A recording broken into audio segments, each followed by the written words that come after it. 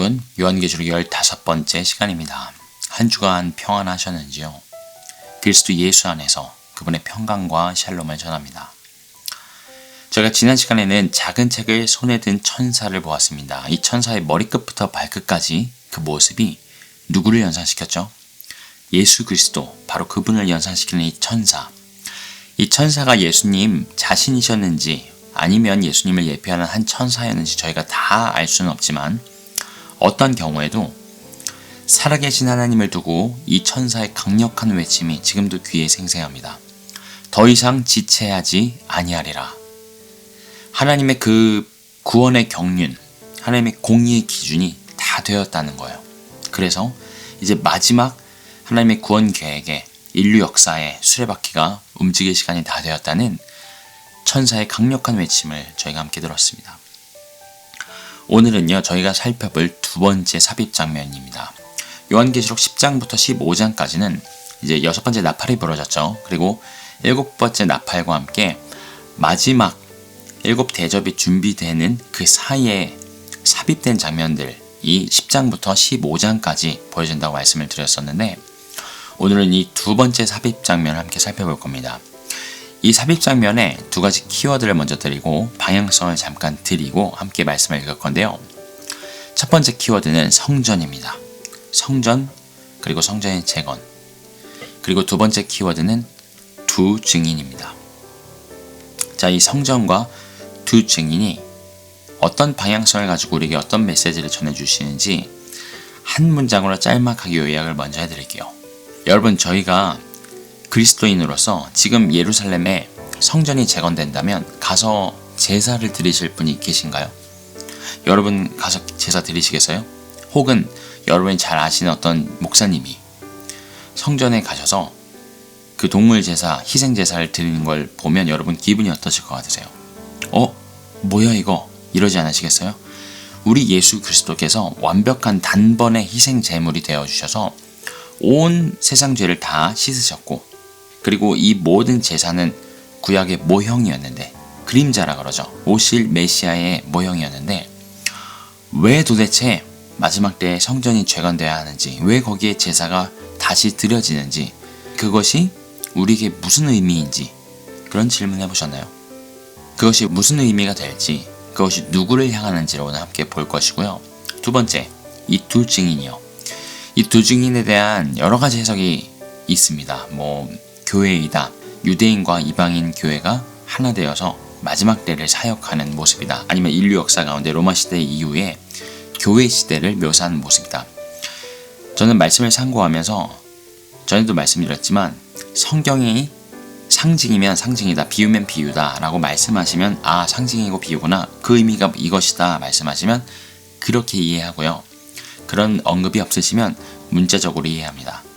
그래서 통념적인 해석들이 있지만 이 두 증인이 실제로 존재할 3년 반 동안 사역을 할 두 명의 사람, 두 명의 인물이라고 보고 함께 말씀을 통해서 이 두 인물이 왜 중요한가, 그들이 누구이고 그들의 사역이 누구한테 어떤 큰 임팩트가 있을지를 살펴볼 건데요. 아까 한 문장으로 말씀드린다 그랬죠. 오늘 이 두 사건, 성전 재건과 두 증인의 활동은요, 유대인들을 향합니다. 잘 들어보세요. 저희한테는 약간은 시험 들 수 있을 만큼 왜 도대체 성전이 재건돼야 하고 동물 제사가 거기서 다시 드려져야 하는지, 또 이 두 증인의 활동도요, 우리가 그리스도 예수의 증인인데, 그렇잖아요. 저와 여러분이 그리스도 예수의 증인입니다. 저희가 예수님의 그 복음의 증인으로서의 삶을 살아야 할 텐데 왜 이 두 증인이 이 마지막 때에 나타나는가? 저희한테는 퀘스천 마크가 붙는 모습들인데요, 유대인들에게는 어마어마한 임팩트가 있는 장면들입니다. 먼저 말씀 함께 살펴보겠습니다. 요한계시록 11장 1절부터 19절 말씀이고요. 제가 읽어드리도록 하겠습니다.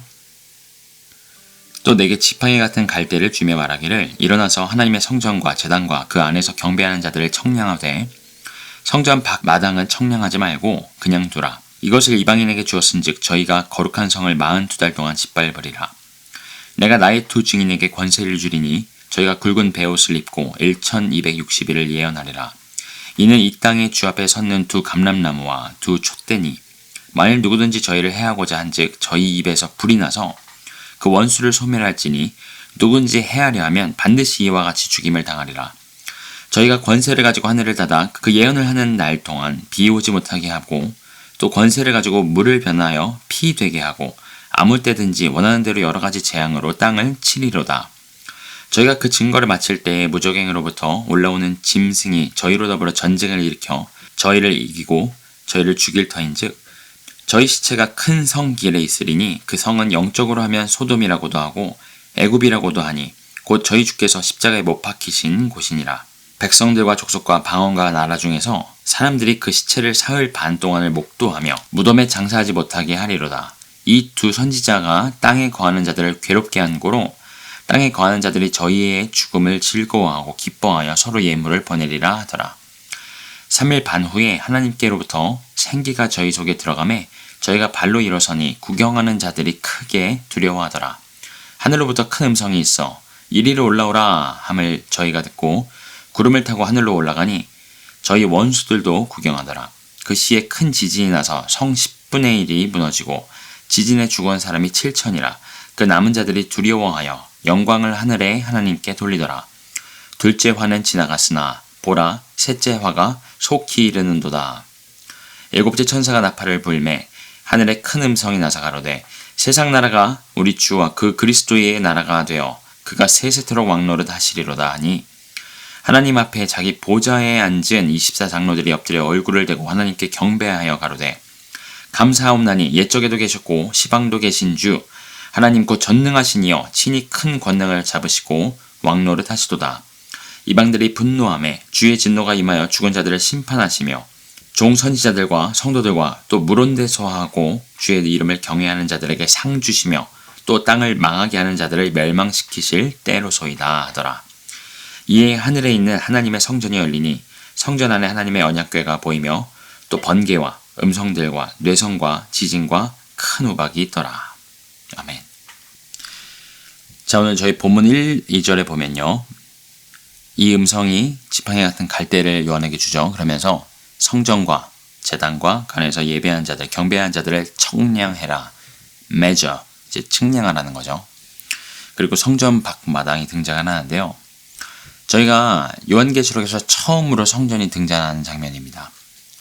이 마지막 때의 성전을 놓고 사람들이 전통적으로 이게 상징적인 의미가 아니냐, 실제로 우리가 만질 수 있는 재건될 성전을 얘기하는 게 아니라 비유적으로 상징적으로 사용된 영적인 의미로서의 성전이 아니냐라고 많이들 전통적으로 해석을 해왔습니다. 그래도 그럴 것이 이스라엘이 존재하지 않았었고요. 나라 자체가 없어졌으니까요. 성전은 회파됐고요. 그리고 저희가 알다시피 저희가 예수 그리스도의 몸된 성전입니다. 바울이 얘기하죠. 너희 몸이 하나님의 성전인 것을 너희가 알지 못하느뇨. 이제 그러다 보니 저희가 실제로 이게 성전이 세워질 거라는 생각을 못 해왔었던 것이죠. 그런데 오늘 본문에서는요. 어디에도 이걸 상징이다. 그리고 이 상징의 의미는 이렇다라고 말씀하시질 않습니다. 그것보다는 오히려 굉장히 구체적으로 안에 예배하는 자들이 있고요. 그 밖의 마당은 이방인들한테 밟힐 거고요. 그 기간도 정확하게 나오죠. 42달이라는 기간을 줍니다. 그리고 저희가 전에 자세히 살펴봤고 앞으로도 이제 다시 적그리스도의 등장과 함께 살펴보겠지만 이 오늘 본문의 타임프레임은 3년 반입니다. 성전이 재건돼서 제사가 드려지다가 그 제사를 폐하게 되는 시점까지가 3년 반이고요. 3년 반 동안 이 시간이 주어지는 거죠. 그리고 제가 또 살펴볼 두 증인도 3년 반 동안 활동을 합니다. 그래서 다니엘서나 다른 이제 요한계시록에 예언된 말씀들을 근거로 해서 두 증인이 활동을 시작하는 때부터 그리고 성전이 재건돼서 제사가 다시 진행되는 때부터 두 증인이 죽임을 당하고요. 그리고 멸망에 가증한 것이 성전에 서고 매일 드리는 제사와 예물을 폐하게 되는 그 시점까지를 3년 반으로 보는 거죠. 그리고 그 3년 반은 전 3년 반, 총 7년 중에 전 3년 반이 될 것 같습니다. 잠깐 성전에 대해서 개관만 잡아드리면요. 첫 번째 성전은 다윗이 하나님께 드리고자 소원했고 그리고 그 아들 솔로몬을 통해서 지어졌던 솔로몬 성전입니다. 이 솔로몬 성전이 정말 그 위용과 화려함과 그 규모를 자랑했었는데 바벨론 침공 시 남유다가 멸망하면서 함께 불타 없어지죠. 그리고 나서 성전이 한번 재건이 됩니다. 그 재건된 성전을 보통 수르바벨 성전이라고 부르는데요. 그때 당시 유다 총독이었던 사람이 수르바벨이었기 때문에 수르바벨이 모두 성전을 다 재건한 것은 아니지만 그의 지휘 하에서 성전이 재건되었기 때문에 수르바벨 성전이라고 부르고요. 이 수르바벨 성전도 우여곡절이 많았습니다. 재건될 때 중간에 방해 공작들이 있어서 10몇 년 동안 중단이 되게 됐고요. 성전 재건이 중단이 됐었죠. 그리고 마침내 완성이 되었는데 예전 솔로몬 성전의 영광을 알던 나이가 많은 사람들은 그 성전을 보고 통곡을 하고요. 그리고 태어나서 처음 자기 눈으로 성전을 보니 젊은 세대들, 이제 포로 세대들이죠. 포로기에 태어난 젊은 세대들은 이 성전을 보고 너무 감격해서요. 막 뛰놉니다. 이 펑펑 우는 탄식의 울음과 이 너무 기뻐서 뛰노는 찬양 소리가 섞여서 한데 섞여서 분간이 안 됐다라고 성경에서 표현을 하죠. 옛 세대들은 그 영광이 너무 초라해져서 솔로몬 성전의 비안이 너무 초라해져서 슬퍼했던 것이고요. 젊은 세대들은 우리가 드디어 하나님의 성전을 재건했다. 우리가 드디어 하나님께 예배드릴 수 있다라는 그 감격 때문에 기뻐 뛰놀았던 것입니다. 그 성전이 쭉 예수님 시대까지 이어지죠. 헤롯이 이 성전을 자기의 정치적인 야욕을 위해서 증축을 합니다.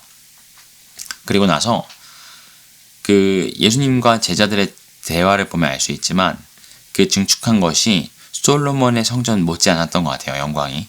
막 보는 사람마다 와, 성전이 정말 대단합니다. 근데 그때 예수님이 말씀하시죠. 내가 이 성전을 무너뜨리고 3일 만에 다시 지을 것이다.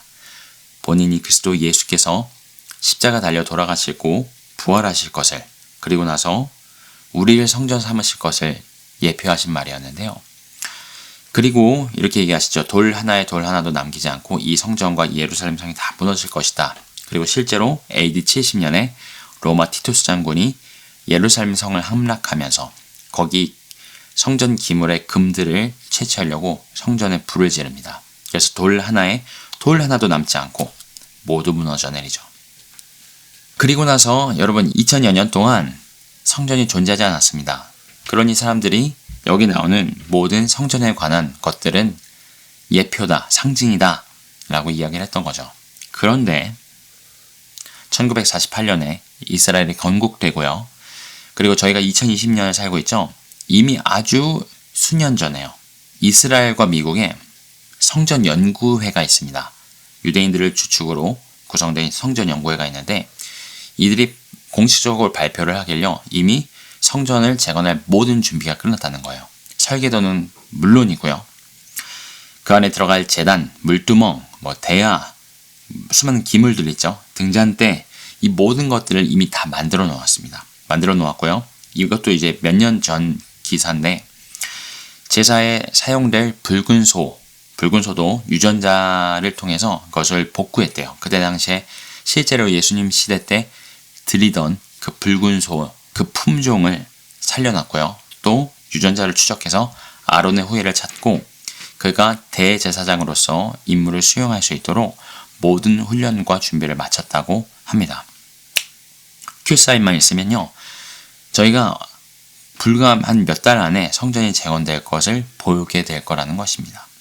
그런데 이 큐사인을 내릴 수가 없는 단 한 가지 걸림돌이 있습니다. 그것이 바로 이제 이스라엘 가보신 분들은 알겠지만 성전산 꼭대기에 있는 황금돔입니다. 이 황금돔 자리는 이슬람 사람들이 그들이 믿기로 무하메드가 생천에서 계시를 받은 곳으로 알려져 있습니다. 그래서 굳이 거기다가 성전산에 황금돔을 지어놓은 것이죠. 참고로 이 자리는 모리아산이라고도 불렸던 아브라함이 이삭을 바치려고 했던 그 자리이고요. 사탄이 아주 전략적으로 그 자리에다가 황금돔을 지어놓은 것이겠죠. 그래서 현재 상태로 만약에 성전 재건을 강행한다면요. 그거는 중동의 화약고에 바로 불을 당기는 그런 일이 될 것입니다. 그래서 이 성전 재건은요. 타임라인으로 보나 아니면 정황적으로 보나 적그리스도가 이제 군사력을 가지고 나라들 가운데 그 중동을 포함해서 나라 가운데 수많은 분쟁들과 전쟁들을 이제 본인의 군사력으로 정복하고요. 그리고 settle down, 이제 그 분쟁을 조정하는 거죠. 조정하고 나서 이제 나라들 사이에 평화 조약을 맺으면 그때에 비로소 성전이 재건되기 시작할 것으로 보는 것이 말씀을 통해서나 정황적으로 보기에 가장 적합한 이해가 아닐까 생각이 됩니다.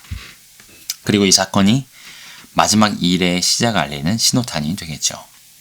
자, 오늘 지팡이 같은 갈대를 요한이 봤습니다. 그리고 나서 성전과 제단과 그리고 그 안에 예배하는 자들을 청량하라 라는 음성을 듣는데요. 말 그대로 성전과 그 안에 있는 제단과 그 안에 예배하는 예배자들을 측량하라는 뜻입니다. 성전과 제단을 측량하는 게 무슨 의미입니까? 그리고 게다가 사람들은 또 왜 측량하는가 라는 약간 난해하고 아리송한 말씀이 여기 등장을 하는데요. 이 말씀을 통해 저는 바로 생각나는 장면이 하나 있습니다. 그게 바로 저희가 이스라엘 갈 때마다 예루살렘 성 안에 통곡의 벽이라 그러죠. 그 통곡의 벽 앞에서 지금도 정말 말 그대로 통곡하면서 그 벽에 머리를 박고 기도하고 있는 유대인들의 모습입니다.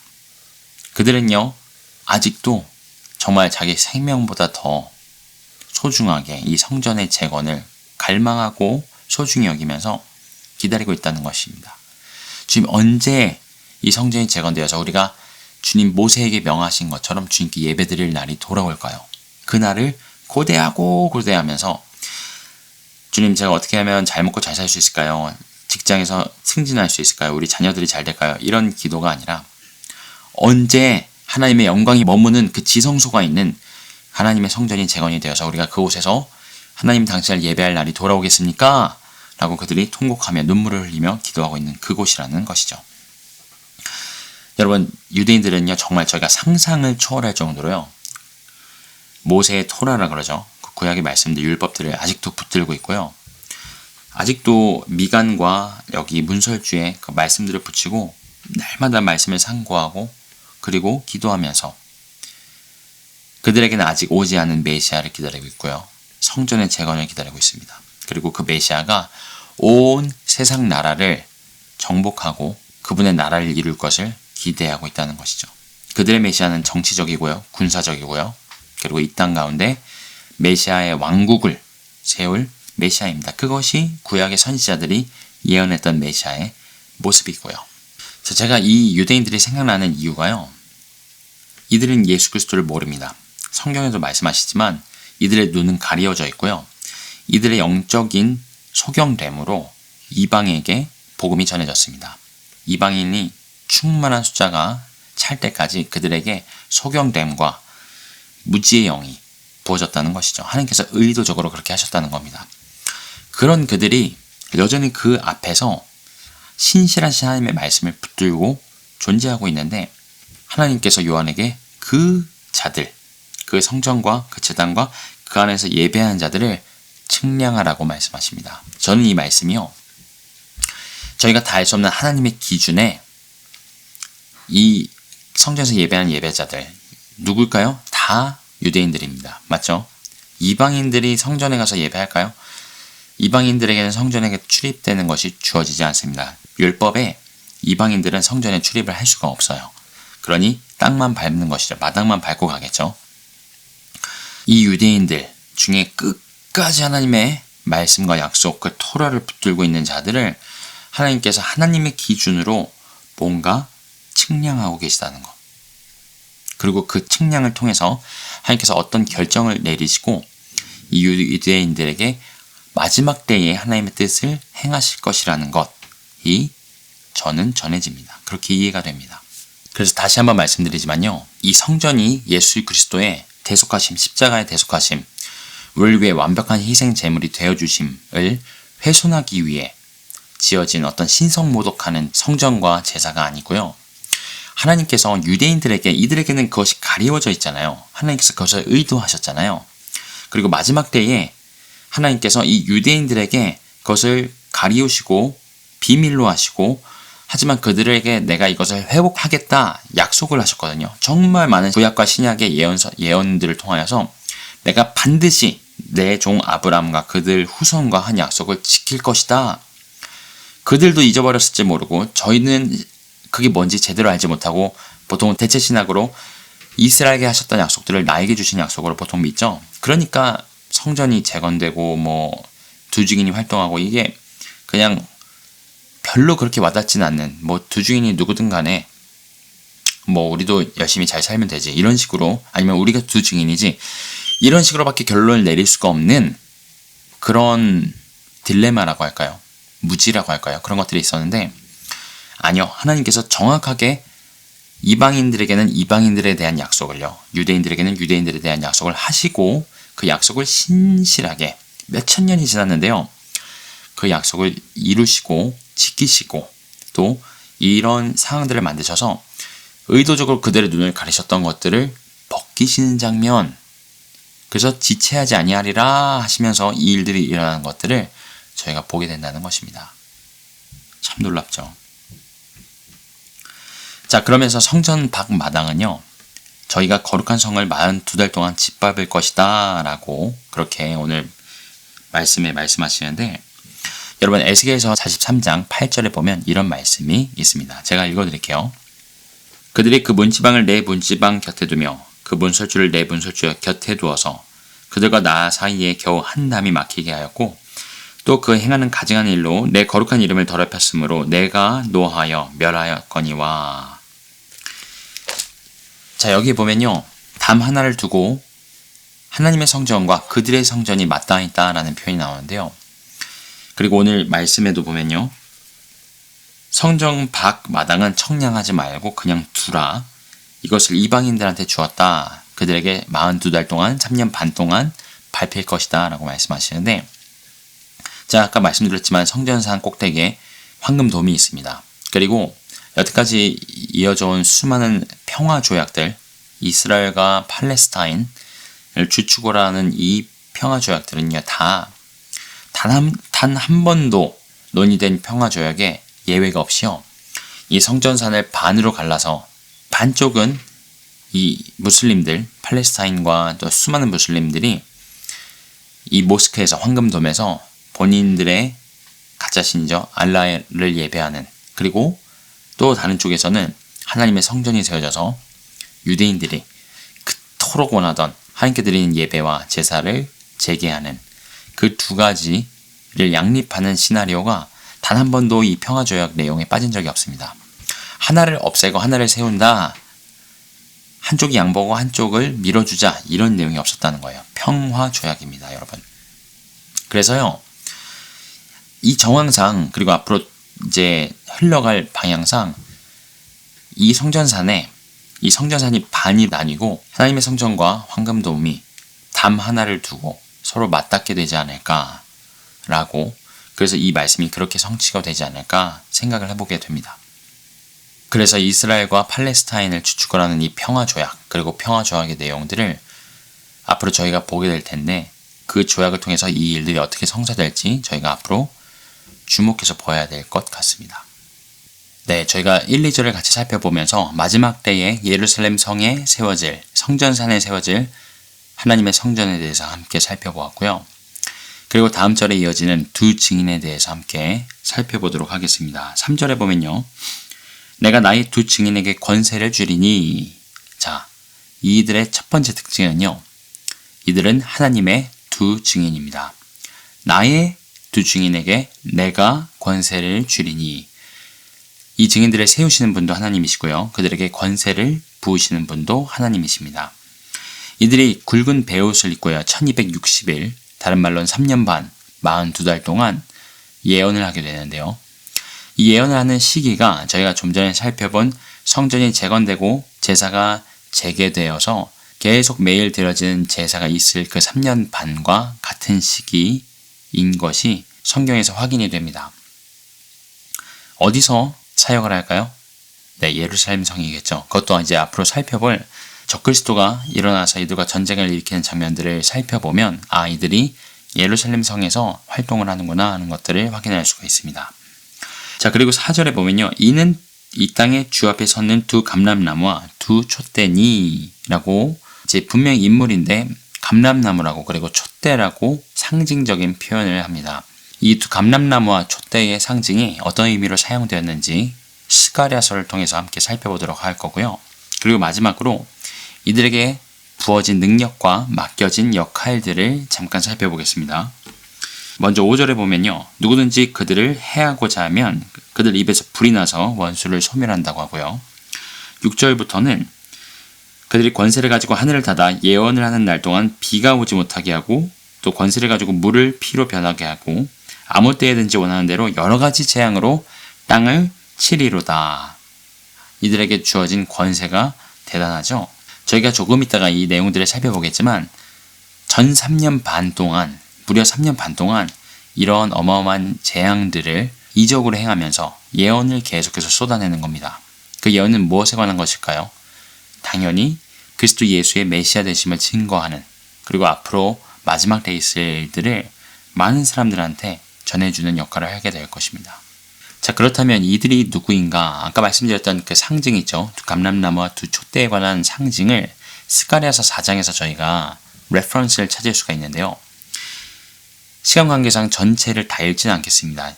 여러분이 꼭 찾아보시고요. 이제 요약을 간단하게 해드리면요. 스가랴가 똑같은 감람나무와 또 두 등잔대 환상을 봅니다. 이 두 등잔대는 저희가 보통 알고 있는 메노라라고 하죠. 7촛대와는 조금 모양이 다른데요. 다른 이유가 뭐였냐면 감람나무로부터 직접 송유관이라고 해야 될까요? 조그만 파이프들이 연결되어 있어서요. 원래 제사장들이 성소에서 업무를 수행할 때는 올리브유를 직접 붓습니다. 근데 이들은요. 직접 올리브나무로부터 그 기름을 계속해서 끊임없이 공급을 받는 모습으로 등장을 하고요. 천사가 이 환상을 보여준 천사가 스가랴에게 그들은 스룹바벨과 그리고 대제사장 여호수아다라고 이야기를 합니다. 이들은 남유다가 멸망한 후 포로 귀환 이후에 성전과 제사를 회복했던 인물들을 대표하는데요. 아까도 말씀드렸지만 스룹바벨은 유다의 총독이었죠. 그래서 그의 지휘하에 성전이 재건이 되었고요.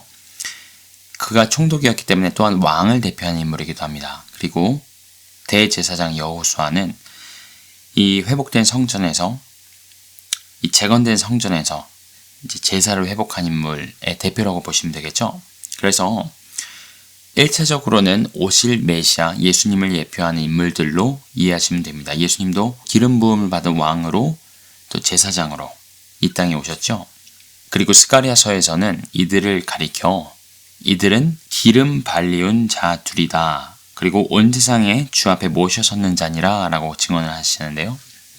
기름을 발리웠다. 그쵸, 기름 부음을 받았다는 건데 특별히 이 환상에서 아까 설명드린 것처럼 그냥 그릇에 붓는 정도가 아니라 끊임없이 넘치도록 공급을 받는 그렇게 기름 부으심을 받은 특별한 기름 부으심으로 저희가 이해할 수 있겠죠. 그리고 거기에 유명한 말씀이 등장을 하는데요.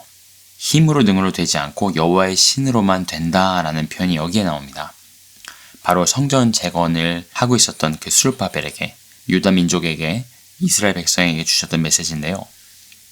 바꿔 말하면 마지막 때에 있을 이 두 증인도 그렇게 성령님의 특별한 기름 부으심을 넘치도록 무제한으로 공급받는 그런 인물들로 저희가 이해할 수 있을 것 같습니다. 그리고 참 재미있게도 스룹바벨과 여호수아가 성전과 제사를 회복한 인물이라고 말씀드렸죠. 이 두 증인이 있을 때에 예루살렘의 성전과 제사가 회복이 됩니다. 자, 그렇다면 구약 성경에서 저희가 지금까지 살펴본 이 두 증인의 모습을 갖고 있는 그런 특징을 갖고 있는 사람들이 있을까요? 이들에게 주어진 권세와 능력 그리고 하는 역할 중에 무엇이 있었죠? 하늘을 닫아 예언하는 날 동안 비 오지 못하게 하고 3년 반 동안 비를 오지 못하게 한다 하면 생각나는 사람이 있죠? 엘리야입니다. 자, 열왕기상 17장에 이런 말씀이 있습니다. 1절이고요. 길라앗에 우거하는 자 중에 디셉 사람 엘리야가 아합에게 고하되 나의 섬기는 이스라엘 하나님 여호와의 사심을 가리켜 맹세하노니 내 말이 없으면 수년 동안 우로가 있지 아니하리라 하니라. 자, 수년 동안 우로, 비나 이슬이 없을 거다라고 이야기를 한 거죠. 이 수년이 언제인지를 정확하게 야고보서 5장에서 말씀하시는데요. 야고보서 5장 17절입니다. 엘리야는 우리와 성정이 같은 사람이로되 저가 비 오지 않기를 간절히 기도한즉 3년 6개월 동안 땅에 비가 아니오고 18절 다시 기도한즉 하늘이 비를 주고 땅이 열매를 내었느니라. 자, 정확하게 3년 반이 매칭이 되고요. 하는 역할이 정확하게 또한 겹쳐지는 것을 볼 수가 있습니다. 그리고 열왕기상 18장에 유명한 사건이 있죠. 갈멜산 정상에서 바알과 아세라 선지자 850명 대 하나님을 경외하는 거룩하게 남은 자, 바알에게 무릎 꿇지 않은 자의 대표로 엘리야가 이 850명과 대결을 벌이죠. 제단에 물을 붓고 물을 흥건히 붓고 하나님께 기도하니 하늘에서 불이 내립니다. 그래서 제단뿐만 아니라 그 물까지 다 태웠다라고 이야기를 하는데요. 그리고 나서 이 바알 선지자 850명을 그 자리에서 죽이게 됩니다. 오늘 이 두 증인의 모습에도 비슷한 모습이 보이죠. 입에서 불이 나오고요. 하나님의 불이 엘리야의 제단에 떨어진 것처럼요. 그리고 그들을 해하고자 하는 모든 대적들을 이 불로 살라버립니다. 마치 엘리야가 850명의 바알 아세라 선지자들을 하나님을 대신해서 심판한 것처럼요. 자, 또 이 두 증인이 행하는 재앙들, 이적들 가운데 또 권세를 가지고 물을 변하여 피 되게 하고 아무 때에든지 원하는 대로 여러 재앙으로 땅을 치리로다. 자, 물이 피로 변하는 사건이 구약 성경에 나옵니다. 제가 여러 번 이야기했죠. 마지막 때에 재앙들이 출애굽 사건과 굉장히 비슷한 양상으로 펼쳐진다고 여러 번 말씀을 드렸었는데 그때에 모세가 하나님께서 명하신 대로 순종하면서 10가지 재앙으로 애굽에 하나님의 심판을 선포합니다. 그 첫 번째 재앙이 애굽의 젖줄이었던 나일강이 피로 변하는 재앙이었고요. 그게 출애굽기 7장에 나오고요.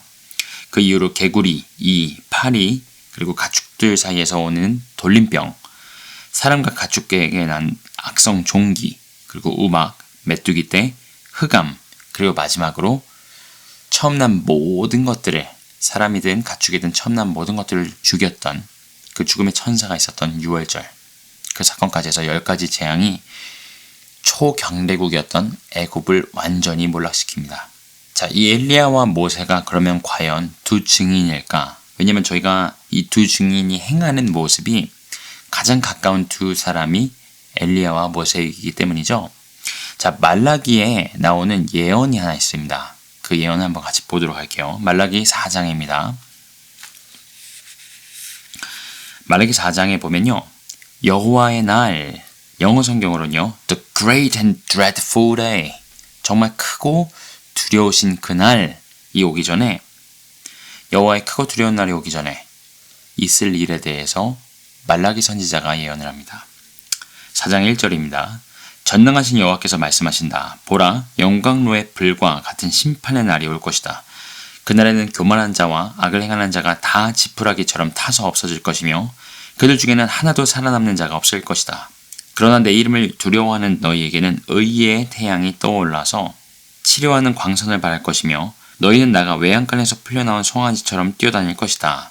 내가 이것을 행하는 날에 너희가 악인을 짓밟을 것이며 그들은 너희 발밑에 있는 재와 같을 것이다. 만일 그들이 회개하지 않으면 내가 가서 그들의 땅을 저주로 치겠다.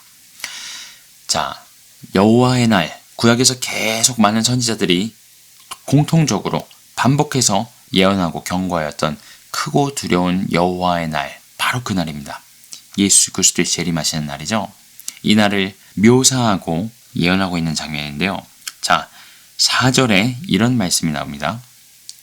너희는 내가 시내 산에서 모든 이스라엘 백성을 위해 내 종 모세에게 준 법과 규정을 기억하라. 자, 갑자기 마지막 때에 크고 두려우신 여호와의 날이 올 때에 있을 일들, 하나님께서 이루실 심판들, 하지만 하나님의 이름을 두려워하고 그분을 경외하는 자들에게는 그날이 마치 치료하는 광선을 바라고요. 그간 외양간에 갇혀 있었던 송아지가 자유롭게 뛰어다니는 것처럼 정말 참된 승리와 자유를 누리는 날이 될 거라고 이야기하시는데요. 그날에는 악인들, 원수들이 그 발 앞에 재처럼 밟힌다고 하셨죠. 예수님께서 재림하실 때에 주의 성도들이 주와 함께 재림하여 적그리스도와 그를 따르는 무리들을 심판하는 장면을 묘사하고 있습니다. 자, 그런데 여기서 갑자기 모세의 율법을 기억하라. 모든 이스라엘 백성을 위해 내 종 모세에게 준 법과 규정을 기억하라 라는 말씀을 하십니다. 아까도 말씀드렸지만 여러분은 모세의 율법을 따르고 사시나요? 그 레위기에 나오는 10계명부터 해서요. 수많은 규례들이 있는데 여러분 그걸 기억하고 지키고 사시나요? 전 한국인으로서 돼지고기도 먹고요. 삼겹살 좋아하시죠? 먹는 거, 생각하는 거, 입는 거, 또 안식일 지키시나요? 금요일날 해 지고 토요일날 해 질 때까지 아무것도 하지 않고 한라빵을 구워 먹으면서, 그리고 유월절을 지키고 무교절, 초실절, 칠칠절, 유대 많은 절기들이 있죠. 뭐 불임절도 있고요. 나팔절도 있고요. 그런 거 지키시나요? 대대로 너희가 지킬 규례다 라고 말씀하셨던 그 절기들을 여러분 지키시나요? 저는 지키지 않습니다. 저희 모두 지키지 않죠? 그런데 이 말라기서의 말라기 예언자를 통해서 유대인들에게는요, 이 율법을 기억하고 지키라고 말씀하십니다. 모든 이스라엘 백성을 위해 내 종 모세에게 준 법과 규정을 기억하라. 자, 다음 절입니다. 보라, 여호와의 크고 두려운 날이 이르기 전에 내가 너에게 엘리야와 같은 예언자를 보내겠다.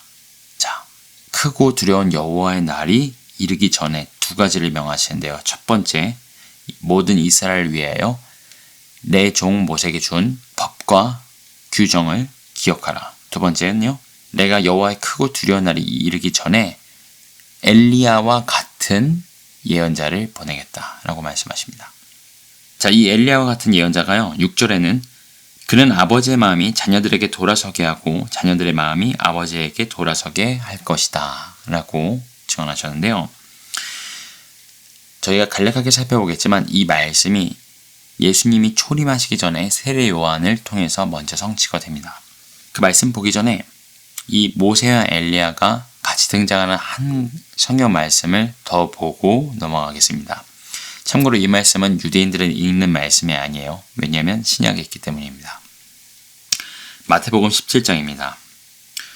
3절, 때에 모세와 엘리야가 예수로 더불어 말씀하시는 것이 저희에게 보이거늘. 자, 언제죠? 변화산 사건입니다. 베드로, 요한, 야고보가 변화산에 올라가서 예수 그리스도의 변화하신 모습을 보고요. 그리고 그때에 모세와 엘리야가 내려와서 예수님과 친히 더불어 대화하는 장면을 봅니다. 9절입니다. 저희가 산에서 내려올 때에 예수께서 명하여 가라사대 인자가 죽은 자 가운데서 살아나기 전에는 본 것을 아무에게도 이르지 말라 하시니. 제자들이 묻자 가로되 그러면 어찌하여 서기관들이 엘리야가 먼저 와야 하리라 하나이까. 자, 이 말씀이 서기관들이 또 율법학자들이 말라기서를 읽고 했던 이야기죠. 여호와의 크고 두려우신 날이 이르기 전에 내가 엘리야와 같은 선지자를 보내겠다. 그러니 사람들이 때로는 예수님을 저가 엘리야가 아니냐라고 이야기를 했던 것이죠. 자, 예수님의 대답이 이렇습니다. 11절입니다. 예수께서 대답하여 가라사대 엘리야가 과연 먼저 와서 모든 일을 회복하리라. 내가 너희에게 말하노니 엘리야가 이미 왔을 때 사람들이 알지 못하고 임의로 대화하였도다. 인자도 이와 같이 그들에게 고난을 받으리라 하시니 그제야 제자들이 예수의 말씀하신 것이 세례 요한인 줄을 깨달으니라. 자, 오늘 마태복음 본문에 분명히 말씀하시기를요, 두 가지가 같이 나오죠. 모세와 엘리야가 변화산에서 그 예수님의 영광이 드러나는 그 순간에 하늘에서 내려와서 예수님과 어떤 대화를 나눕니다. 그리고 나서 예수님께서 이 이야기를 풀어주시면서 제자들에게 서기관들이 그 말라기 선지자가 예언한 것처럼 여호와의 크고 두려우신 날이 오기 전에 엘리야가 와야 한다고 하던데요 라고 이야기했더니 예수님께서 진짜로 엘리야가 왔었다. 하지만 그들이 임의로 대우하였다. 인정하지 않았다는 거죠. 그리고 결국은 세례요한은 순교를 당하죠. 받아들이지 않고요. 예수님도 똑같습니다. 그들이 예수님을 거부하고요. 그들의 메시아를 거부하고 예수님을 십자가에 달는 그런 장본인이 되죠. 자, 여기까지 보면요, 모세와 엘리야 혹은 엘리야와 모세, 이 두 사람이 두 증인일 가능성이 굉장히 커 보입니다. 그쵸? 성경적으로도 그렇고 예언된 바도 그렇고요. 자, 그렇다면 한 가지, 세례 요한을 통해서 엘리야와 같은 예언자가 이미 온 것이 아니냐, 그건 말라기 말씀이 이미 이루어진 것이 아니냐라고 저희가 생각할 수 있잖아요. 왜냐하면 예수님께서 친히 그렇게 말씀을 하셨으니까요. 자, 예수님께서 아주 흥미롭게 마태복음 11장에 유대인들한테 하셨던 이야기가 있습니다. 그 이야기를 한번 저희가 살펴볼 건데요. 세례 요한에 관한 것입니다. 자, 자, 먼저 세례 요한의 탄생은요. 누가복음 1장 17절에 잘 나와 있는데요. 그가 또 엘리야의 심령과 능력으로 주 앞에 먼저 와서 아버지의 마음을 자식에게 거스르는 자를 의인의 슬기에 돌아오게 하고 주를 위하여 세운 백성을 준비하리라. 자, 이 메시지를 전해준 천사가 세례 요한의 아버지 스가랴에게 전해주었던 메시지입니다. 말라기 선지자가 예언했던 내용과 동일하죠. 자, 이러한 세례 요한에 대해 예수님께서 아주 흥미로운 말씀을 하나 하시는데요. 마태복음 11장입니다. 유대인들에게 말씀하시는 중에 10절 기록된 바 보라 내가 내 사자를 내 앞에 보내노니 저가 내 길을 내 앞에 예비하리라 하신 것이 이 사람에 대한 말씀이니라. 세례 요한이죠. 내가 진실로 너에게 말하노니 여자가 낳은 자 중에 세례 요한보다 큰 이가 일어남이 없도다. 그러나 천국에서는 극히 작은 자라도 저보다 크니라. 세례 요한의 때부터 지금까지 천국은 침노를 당하나니 침노하는 자는 빼앗느니라. 모든 선지자와 및 율법에 이해하는 것이 요한까지니. 자, 그래서 예수님께서 여기서 쭉 얘기하시면서요. 정령 세례 요한이 엘리야의 영으로 그리고 엘리야의 심령으로 주님이 오시기를 예비하기 위해 먼저 왔다고 말씀하고 계십니다. 그리고 세례 요한이 등장한 그때부터요. 천국이 침노를 당한다. 하나님의 나라가 강력하게 임하기 시작합니다. 왜 그렇죠? 왜냐하면 예수님께서 이 땅에 오시기 때문입니다. 예수님께서 이 땅에 오셨다는 것은 바로 그분의 나라, 그 복음의 비밀, 십자가의 그 비밀이, 그 구속의 비밀이 이루어지는 순간이 다가왔다는 이야기입니다. 그러면서 14절, 잘 들어보세요. 14절입니다. 만일 너희가 즐겨 받을진대 오리라 한 엘리야가 곧 이 사람이니라. 자, 오리라 한 엘리야가 곧 이 사람, 세례 요한이다 라고 말씀하셨죠. 근데 단서를 하나 다십니다. 앞에. 잘 들어보세요. 만일 너희가 즐겨 받을진대. 조금 풀어서 설명해드리면요. 너희가 그를 받아들이기 원한다면 그럼 너희에게 그가 엘리야가 될 것이다 라는 이야기입니다. 이해되시나요? 유대인들에게 하신 이야기예요. 너희가 이 사람을 받아들이기를 원한다면 만약에 유대인들이요. 이 세례 요한을 정말 엘리야와 같이 받아들였다면요. 그러면 정녕 그가 그들에게 엘리야가 되었을 거고요. 그를 통하여 잘 들어보세요. 예수님이 메시아인 걸 알아보았을 겁니다. 그게 오늘 예수님이 말씀하신 뜻이에요. 만일 너희가 즐겨 받을진대 만일 너희가 그를 엘리야처럼 받아들였다면요. 그렇게 맞이하였다면 그래서 너희 마음이 준비되었으면 결국 너희가 그들을 통하여 나를 발견했을 것이다. 나를 메시아로 받아들였을 것이다 라고 이야기를 하신 거죠. 근데 그 일이 어떻게 되죠? 일어나지 않습니다. 결국 세례 요한은 참수를 당하고요. 많은 세례 요한을 추종하는 추종 세력들이 있긴 했었지만 이스라엘의 중추 세력들, 대제사장들, 바리새인들, 서기관인들, 율법학자들 이런 종교 지도자들은 세례 요한을 거부합니다. 네가 무슨 권세로 이런 일들을 하느냐? 라고 묻죠. 그래서 이 두 증인이 나중에 다시 오는 것입니다. 마지막 때예요. 이 두 증인이 와서요. 말라기에 예언된 것처럼 이 크고 두려우신 여호와의 날에 이르기 전에 너희는 내 종 모세의 율법을 기억해라. 또 두 번째, 내가 엘리야를 보내겠다. 그 엘리야가 예수님의 초림 때 세례 요한이 엘리야의 영으로 엘리야의 심령으로 왔지만 그들이 받아들이지 않았죠. 마지막 때에 이 두 증인을 받아들이는 사람들이 있을까요? 있을 겁니다. 모두가요? 아니요. 하지만 분명히 있을 것입니다. 그래서 제가 처음에 말씀드리기를 이 두 증인이요. 유대인들을 향한다고 말씀드린 거예요. 성전도 마찬가지고요. 여러분 저희는 예수를 믿는 사람은요. 물론 눈앞에 놀라운 이적과 재앙들, 기적들이 펼쳐진 걸 보면 더 믿어지겠지만요. 예수님도 직접 말씀하셨죠. 네가 보고 믿느냐? 도마한테 말씀하시면서 네가 보고 손가락 넣어보고 믿니? 보지 않고 믿는 자는 더 복되다 라고 말씀하셨습니다. 저희 모두 예수님을 본 적이 없습니다. 하지만 그분을 너무 사랑합니다. 저희는 이 말씀을 깨닫는 것도 더딥니다. 유대인들처럼 그 깊이 있게 깨닫는 것이 너무나 부족합니다. 하지만 그리스도 예수께서 우리의 구원자이신 걸 너무나 잘 알고 있습니다. 그걸 너무나 잘 아는 사람들은요. 목에 칼이 들어와도요. 그 세상 어떤 것과도 이분을 바꾸지 않습니다. 이런 사람들에게는 사실 두 증인의 사역이 필요가 없습니다. 그렇죠? 두 증인도요, 이 성전의 재건됨도요, 이 마지막 때의 재앙들도요, 믿는 자들에게 주어지는 사인이 아닙니다, 여러분. 첫째는 유대인들에게고요. 두 번째는 예수님을 믿지 않는 모든 사람들에게 주어지는 사인이라는 것입니다. 자, 말씀을 정리하겠습니다. 그래서 두 증인이 모세와 엘리야입니까? 라고 물으실 것 같아서 대답을 해드리면요. 저는 모르겠습니다. 그렇게 추측을 해볼 뿐이죠.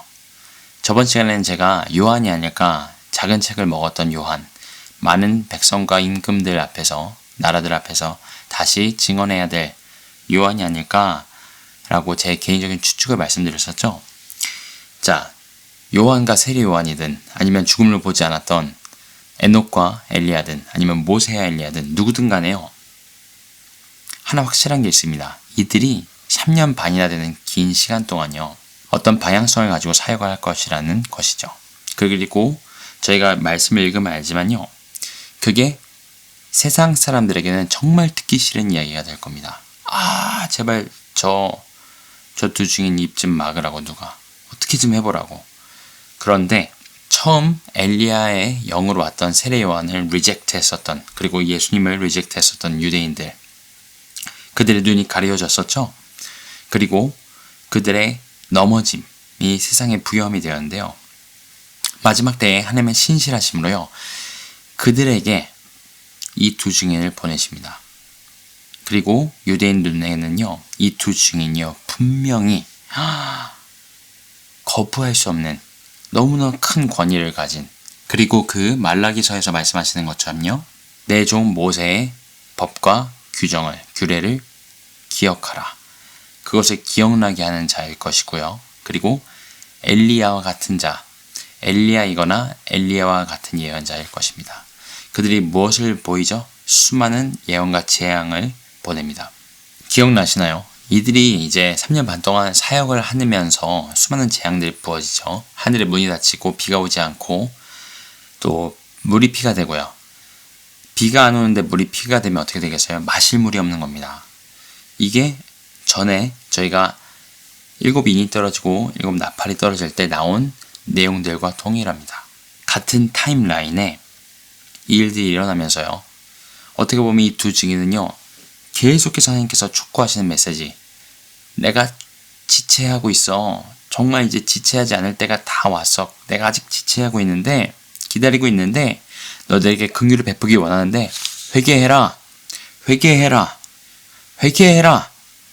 라는 메시지를 이들이 전할 거고요. 그걸 듣기 싫어서, 자기 죄를 인정하기 싫고 회개하기 싫어서 주님께 회개하고 그 생명을 얻는 것보다 이 죄악의 낙을 누리는 것이 더 좋아서 귀를 막고 그들을 미워할 세상 사람들, 그리고 유대인들은 어떻죠? 처음 오셨던 그리스도 예수, 그리고 세례 요한을 리젝트 했었던, 그리고 그들에게 미련한 명이 부어졌던 그들이 마지막 하나님의 그 신실하신 약속을 기억하시면서 하나님께서 그들을 깨우시고요. 영적인 소경됨을 벗기시고요. 사도 바울이 그렇게 다메섹 도상에서 하나님을 만났던 것처럼 그리스도 예수를 발견한 일들이 있을 거라는 말씀입니다. 정말 놀랍죠? 이 두 번째 출애굽과 같을 이 시기에요. 지난 시간에도 말씀드렸지만 하나님께서 나누십니다. 14만 4천 인을 맞은 14만 4천 명이 그 5번째 나팔 재앙을 받지 않습니다. 맞죠? 고센 땅에 있었던 이스라엘 백성들처럼요. 그것을 보는 세상 사람들이 이스라엘을 좋아할까요? 미워할까요? 반드시 미워합니다. 반유대주의가 지금도 심하죠? 점점 심해질 겁니다. 그리고요. 그 온 세상으로부터 받는 그 미움은요. 이스라엘과 또한 그리스도인들을 향하게 될 것이고요. 근데 이 시기에 아까도 얘기했지만 그 재앙에 피해 가듯, 그리고 나중에 볼 말씀에요. 여인을 하나님께서 한때, 두때, 반때를 용을 피해서 양육받을 곳을 예비하게 하셔서 독수리 날개로 그를 도와주시는데요. 그렇게 특별한 이스라엘 민족과 또 그리스도인들을 향하신 보호하심이 있는 기간이 될 것입니다. 그리고 이 두 증인이 3년 반 사역을 마치자 그때 무저갱에서 짐승이 올라옵니다. 짐승이 이들과 전쟁을 일으키고 전쟁에서 승리하고요. 이들을 죽이게 됩니다. 그것은요, 여러 구약 성경 예언에서 나오는 것처럼 이스라엘 민족을 적그리스도와 그의 왕국이 침공하는 사건으로 일어나게 될 거고요. 그 와중에 두 증인이 죽임을 당하게 될 것입니다. 그리고 그때 바로 멸망에 가증한 것이 성전에 세워져서 3년 반 동안 매일 드려지던 제사가 폐지되고요. 그때부터 후 3년 반 마지막 화가 부어지는 시대가 오게 될 것입니다. 자, 이 두 증인의 죽음에 대해서 아주 상반된 두 가지 반응이 나오는데요. 오늘 6절에 보면 이 두 선지자가 땅에 거하는 자들을 괴롭게 한 고로 땅에 거하는 자들이 저희의 죽음을 즐거워하고 기뻐하여 서로 예물을 보내리라 하더라. 너무 신나서 서로 선물을 보낸다고 하죠. 땅에 이 메시지를 거부했던 자들, 회개하기를 거부했던 자들, 하나님의 긍휼하심과 자비하심을 멸시했던 자들이 이런 반응을 보일 것입니다. 반면에 13절입니다. 그 남은 자들이 두려워하여 영광을 하늘의 하나님께 돌리더라. 자, 이 남은 자는 누구냐면요. 이들이 죽고 나서 부활할 때 예루살렘 성에 지진이 있습니다. 지진이 있어서 예루살렘 성의 10분의 1이 무너지고요. 그것 때문에 7,000명이 죽습니다. 자, 예루살렘 성에는 누가 살고 있을까요? 여러 민족이 있겠지만 유대인들이 있겠죠. 그 유대인들 중에 이 일들을 보고요. 두 증인의 3년 반의 사역들, 또 재앙들, 그리고 죽임을 당하고 다시 부활하여서 승천하는 모습을 보면서 하나님을 두려워하며 하나님께 영광을 돌리는 자들이 있을 거라는 겁니다. 이들이 끝까지 남은 유대인들이 되어서 로마서에 나오는 모든 유대인들이 온 이스라엘의 구원을 받으리라 하는 그 하나님의 놀라운 경륜과 비밀, 구원 계획에 참여하는 자가 되지 않을까 싶습니다. 자, 그리고 나서 15절에요. 세상 나라와 이방에 대한 심판이 선포가 됩니다. 자, 두 증인의 사역이 끝났습니다. 그렇죠? 그리고 바로 전장에 저희가 지난 시간에 살펴본 것처럼 더 이상 지체하지 아니하리라. 힘센 천사가 살아계신 하나님을 두고 맹세하며 단언합니다. 더 이상 지체하지 않을 것이다. 그리고 이 두 증인의 죽음이요, 두 번째 화라고 이야기를 합니다. 이 두 증인의 죽음을까지 가요. 두 번째 화가 완전히 마무리가 된 거죠. 그럼 두 번째 화가 어떻게 마무리됐었는지 기억나시나요? 인류의 3분의 1이 죽는 그런 엄청난 일들이 있었죠. 자, 이 모든 일들이 있고 나서 이제 더 이상 지체함이 없는 바로 이때에 세상 나라들, 이방들에 대한 심판이 선포가 됩니다. 제가 이 말씀을 묵상하면서 아까 처음 말씀드렸던 유대인들 향한 방향과 방향성과 세상 나라들 향한 방향성이 있다고 말씀을 드렸죠. 이들이 그토록 원했던, 지금도 그토록 간절히 원하는 성전, 그곳에서의 제사, 그것이 이루어진 이유가 뭐라고요? 저희가 다시 제사를 드려야 돼서요? 예수님의 희생과 십자가 대속함이 불완전해서요? 아니요. 그게 아니라 그것에 눈이 가리워져 있는 자들이 있고요. 그들이 이 성전이 재건됨, 그리고 말라기의 또 다른 예언서들에 말씀하셨던 것처럼 내 종 모세에게 준 법과 규례를 기억해라. 거기에 성전에서 예배드리는 것이 있을까요? 그럼요. 기억이 날 겁니다. 말로만 들었던 것들, 과거에 그랬다고 했던 그 수많은 이야기들이 자기 눈앞에서 펼쳐지는 것들을 마지막 때의 유대인들이 보게 될 것입니다. 성전이 재건되고 제사가 회복되고요. 그리고 이 두 증인이 말로만 들었던 출애굽의 그 대재앙들을 자기들 눈앞에서 전 세계 사람들에게 이루는 장면들을 보면서 바울이 그런 얘기를 했죠. 헬라인은 와서 지식을 구하고 유대인은 와서 표적을 구하라. 유대인들은 표적을 항상 구했습니다. 사인이죠. 기적이라고 하고요. 그 이적과 기적과 재앙과 사인들이 마지막 때에 남김없이 풀어집니다. 하나님 아끼지 않으세요. 약속을 지키십니다. 내가 반드시 야곱을 그 경건치 않은 것으로부터 돌이킬 것이다. 이렇게 하나님 그들에게 맞는 방법으로, 저희에게도 저에게 맞는 방법으로 다가오셨죠. 이방인들이 율법을 모르는 율법의 복음에 외인된 저희가 그리스도 예수의 그 십자가의 단순하고 오묘한 그 비밀의 진리, 그 경륜을 너무나 쉽게 깨달을 수 있도록 우리에게는 열어주셨고요. 유대인들에게는 그것을 비밀로 감추셨다가 마지막에 그들이 알아들을 수 있는 방법으로 쫙 보여주시는 것입니다. 그러니 그냥 이걸 단순히 저희에게 적용하려고 하면 이해가 안 될 수밖에 없죠. 두 증인이 뭐냐? 성전은 왜 제건데? 이 모든 것들이요, 하나님의 비밀입니다. 하나님의 나라와 그분의 복음의 비밀입니다. 자, 세상 나라와 이방의 심판이 선포된다고 말씀드렸죠. 자, 15절에 보면요, 세상 나라가 우리 주와 그 그리스도의 나라가 되어. 무슨 뜻이죠?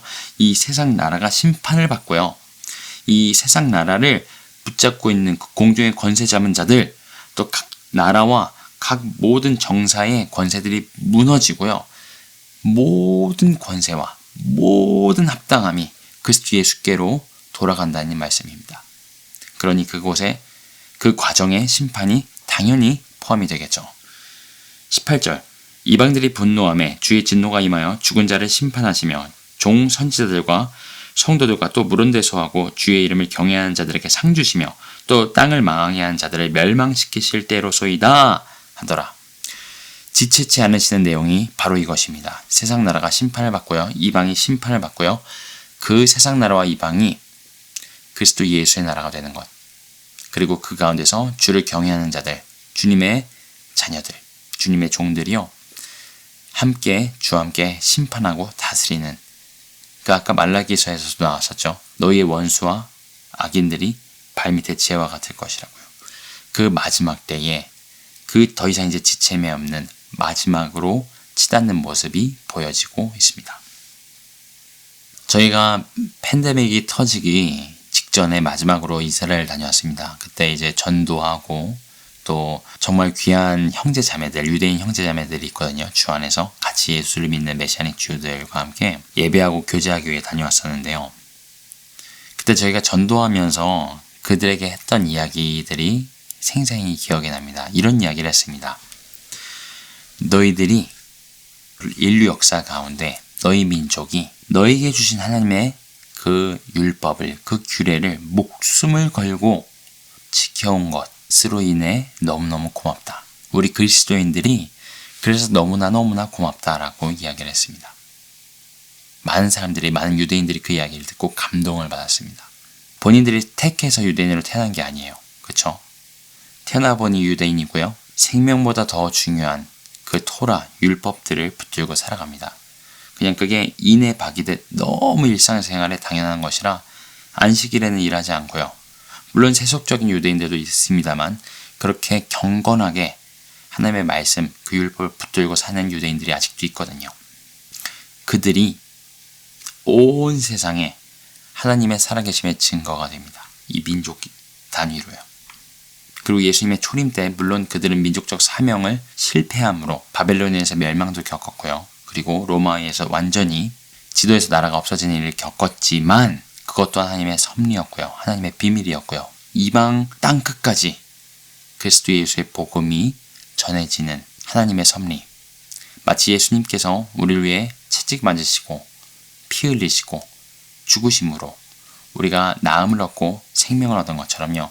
장자인 이스라엘이 또한 민족 단위에서는요. 어마어마한 순환을 당합니다. 그러면서 온 열방에 그리스도 예수의 복음의 축복이 풀어지고요. 이 마지막 때에 하나님께서 본인께서 처음으로 택하셨던 아브라함과 약속하시고요. 처음으로 택하셨던 이 이스라엘 민족과 하셨던 약속을 끝까지 기억하시고요. 지키십니다. 우리 하나님 참 신실하시고요. 그 지혜와 경륜을 아무도 측량할 자가 없습니다.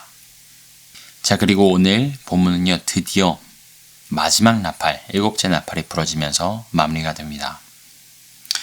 일곱째 천사가 나팔을 불매 하늘에 큰 음성들이 나서 가로되 세상 나라가 우리 주와 그 그리스도의 나라가 되어 그가 세세토록 왕노릇 하시리로다. 아멘. 아멘. 여러분, 저희가 방금 읽은 이 세상 나라가 우리 주와 그 그리스도의 나라가 되어서 그가 세세토록 왕노릇 하시겠다라는 이 선포가요, 저희가 전장에 읽었던 그 힘센 천사가 선포했던 이 내용과 동일합니다. 10장 7절에요.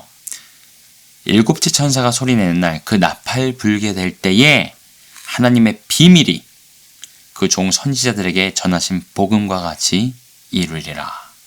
하나님의 비밀이요, 선지자들 통해서 전하신 복음과 같이 이루어질 것이라 말씀하십니다. 일곱째 나팔이 실제로 부러지자 어떻게 되죠? 두 증인의 사역이 마쳐지고요. 유대인들에게는 완벽한 증거가 주어집니다. 이들이 끝까지 목숨을 버리면서까지 오실 메시아를 기다릴 이유가 충분하게 주어지고요. 동시에 모든 이방 민족에게 아무도 변명할 수 없게 땅끝까지 이 두 증인의 사역들, 많은 재앙들을 통해서 복음이 선포가 되고요. 하나님의 살아계심, 그리스도 예수의 메시아 되심이 증거되고요. 그리고 나서 그 때가 다 차자 하나님께서 심판을 명하십니다. 더 이상 지체하지 아니하리라. 이 하나님의 비밀은요, 곧 이방인의 충만한 수고요. 또 유대인들이 주님께 돌아옴, 그 영적인 속용됨의 벗어짐이기도 하고요. 그리고 세상 나라가 우리 주 그리스도 예수의 나라가 된다는 것이고요. 그리고 그 마지막 나팔에 마지막 순교와 휴거가 있을 거라고 저는 개인적으로 생각을 합니다. 휴거 전에도 많이 말씀드렸지만 휴거가 한 번만 있다고 저는 생각하지 않습니다. 그렇다고 정확하게 몇 번인지 저는 모르지만요. 이 중간중간에 분명히 14만 4천 명이 인을 받고 이 일곱 인과 일곱 나팔이 풀어질 때 지상에 있었는데요. 마지막 대접이 부어지기 전에는 천상에서 발견이 됩니다. 이 14만 4천 명이 모두 순교를 당했든 아니면 휴거를 당했든 아니면 둘 다이든 분명한 것은 이 마지막 나팔 소리에 그들이 여러 모양으로 들림을 받아 주와 함께 거하게 될 것이라는 것입니다. 오늘 말씀을 마무리하겠습니다. 오랫동안 지체하셨던 하나님, 그분의 자비하심과 긍휼하심, 오래 참으심은 끝이 없습니다. 하지만 그분의 공의는 반드시 세워집니다. 그분의 공의의 기준이 다 찾아 이제 다 되었다, 더 이상 지체하지 않을 것이다 라고 말씀하셨고요. 이 세상에 부어질 심판 전에 오래전 많은 선지자들을 통해 약속하셨던 이 이스라엘과 하셨던 유대 민족과 하셨던 약속을 끝까지 이루시는 주님을 보게 됩니다. 이 마지막 일곱 번째 나팔이 부러질 때에 온전히 복음과 같이 이루어질 하나님의 비밀, 그 비밀을 제가 로마서 11장 말씀을 읽어드리면서 함께 듣고 오늘 말씀 마무리하도록 하겠습니다.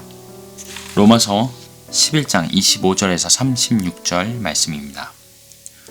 형제들아, 너희가 스스로 지혜 있다 하면서 이 신비를 너희가 모르기를 내가 원하지 아니하노니, 이 신비는 이방인의 충만한 수가 들어오기까지 이스라엘의 덜어는 우둔하게 된 것이라. 그리하여 온 이스라엘이 구원을 받으리라 기록된 바, 구원자가 시온에서 오사 야곱에게서 경건하지 않은 것을 돌이키시겠고, 내가 그들의 죄를 없이 할 때에 그들에게 이루어질 내 언약이 이것이라 함과 같으니라.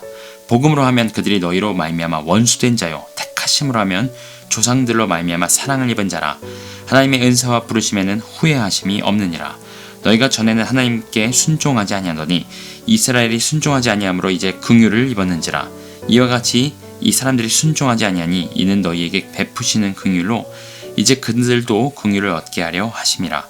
하나님이 모든 사람을 순종하지 아니하는 가운데 가두어 두심은 모든 사람에게 긍휼을 베풀려 하심이로다. 깊도다 하나님의 지혜와 지식에 풍성하며 그의 판단은 헤아리지 못할 것이며 그의 길은 찾지 못할 것이로다. 누가 주의 마음을 알았느냐? 누가 그의 모사가 되었느냐? 누가 주께 먼저 드려서 갚으심을 받겠느냐? 이는 만물이 주에게서 나오고 주로 말미암고 주에게로 돌아감이라. 그에게 영광이 세세에 있을지어다. 아멘. 여러분, 이 신비, 이 비밀 저희가 모르지 않기를 원합니다. 그것은 이방인의 충만한 숫자가 돌아오기까지 이스라엘에 우둔하게 된 것이고요. 그리고 구원자가 시온에서 오사 예수님 재림하실 때에 야곱에게서 경건하지 않은 것을 돌이키실 그때에, 내가 그들의 죄를 없이 할 그때에 그들에게 이루어질 나의 언약이 이와 같다라고 말씀하십니다. 그들을 회복시키는 그것이요. 그래서 성전도 재건이 되는 것이고요. 그래서 두 증인도 세우신다고 말씀하시는 것이죠. 복음으로 하면 그들이 저희 때문에 원수된 자가 되었습니다. 그렇죠? 예수님을 십자가에 못 박아 죽인 민족. 하지만 택하심을 하면요, 조상들로 말미암아 먼저 사랑을 입은 자, 택함을 받은 자, 그들이 바로 유대인이고요. 그들을 부르신 하나님의 은사와 부르시면 후회하심이 없다고 하십니다. 하나님은 단 한 번도요 유대 민족을 택하신 것을 후회하신 적이 없으십니다. 너희가 전에는 하나님께 순종하지 아니하더니 이 너희는 저희입니다. 이방인들이요, 율법의 외인이고 복음의 외인이었던 저희가 이스라엘에 순종하지 아니함으로 긍휼을 얻었습니다. 이스라엘이 불순종함으로 저희가 긍휼을 얻었어요. 근데 하나님의 비밀은 이것입니다. 저희가 불순종하는 중에 있을 때에 이스라엘은 택함을 받았고요. 이스라엘을 불순종하게 하심으로 저희가 긍휼함을 입었는데요. 하나님의 긍휼하심을 입었는데 이렇게 말씀하십니다. 이와 같이 이 사람들이 순종하지 아니하니 이는 너희에게 베푸시는 긍휼로 이제 그들도 긍휼을 얻게 하려 하심이라. 이것이 하나님의 지혜와 지식의 풍성함이고 기품입니다. 하나님의 비밀이고 경륜입니다. 복음의 완성입니다. 하나님께서요, 이방인이나 유대인이나 모든 사람을 순종치 아니하는 가운데 가두어 두심으로 그분의 긍휼을 베푸시기를 기뻐하셨습니다. 마지막 때에 특별히 이 하나님의 장자 유대민족에게 부어지는 긍휼하심, 그리고 그들뿐만 아니라 중단 잡족들이 구원을 받는다고 말씀드렸죠. 여전히 구원의 문을 완전히 끝까지 닫지 않으시고 지체치 아니하리라 그 마지막 순간까지 하나님의 구원 역사를 이루시는 그 아버지의 긍휼하심, 그 놀라운 경륜을 찬양합니다. 주님 홀로 영광 받아 주시옵소서. 감사합니다. 다음 시간에 뵙겠습니다.